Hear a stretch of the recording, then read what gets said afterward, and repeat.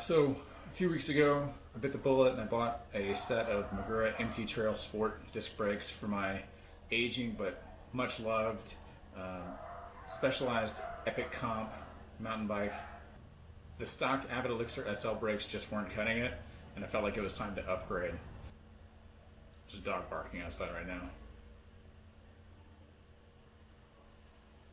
So there are a lot of great videos and internet articles about the Magura MT Trail Sport brakes, as well as how to install and tune disc brakes. So I'm going to keep this pretty short. Ready? All right, let's go.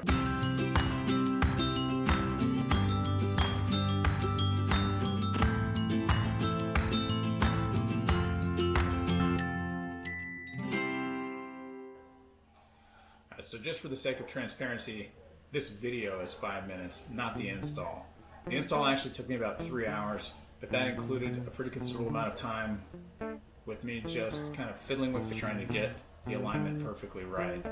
And on one more side note, almost 20 years in the Army has gotten me used to wearing gloves when doing almost anything physical. Work gloves are not necessary for this install, and they were actually kind of a pain.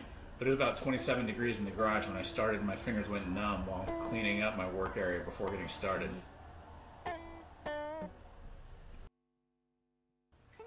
Alright, so one thing I hadn't seen anywhere online was a detailed breakdown of what comes in the box. With the MT Trail Sport, you get a full set for your $250. 4-piston MT5 caliper for the front, 2-piston MT4 caliper for the rear, each connected to a master with a 1-finger HC1 lever. Both brakes are fully bled and ready to ride, although the brake lines are both about 2 meters, so you're going to want to shorten them. I didn't record that because it was too much of a pain, but there are plenty of great videos available online, including Magura's website and YouTube. In addition to the caliper mounting bolts, you get 2 sets of brake line fittings, so you can shorten both lines without having to buy a bleed kit or anything extra. I use a straight razor to cut the line since I don't own a tube cutter. Don't forget that you'll probably have to buy adapters to mount your calipers. There are about 8 different models depending on your fork and frame mounts and the size rotors you're using.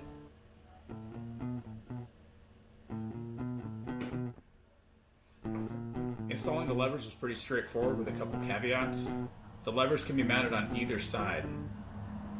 No need to flip the lever if you want to have the front brake on the right.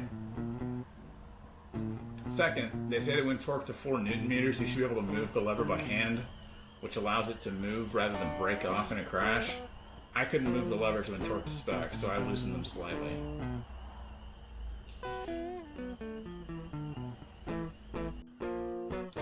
So I wasn't able to use the squeeze method to align either caliper, so I aligned both by eye.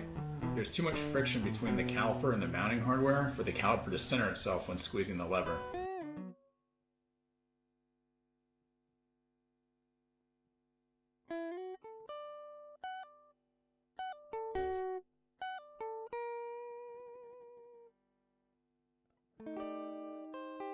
Maybe I'll keep fiddling with it, but I'm not really interested in continuing to wear the Torx bolts as long as they're both performing well.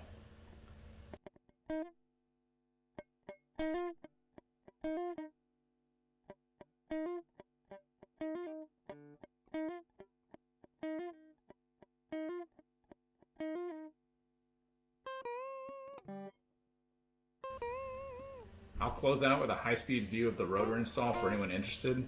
It's very straightforward and no issue.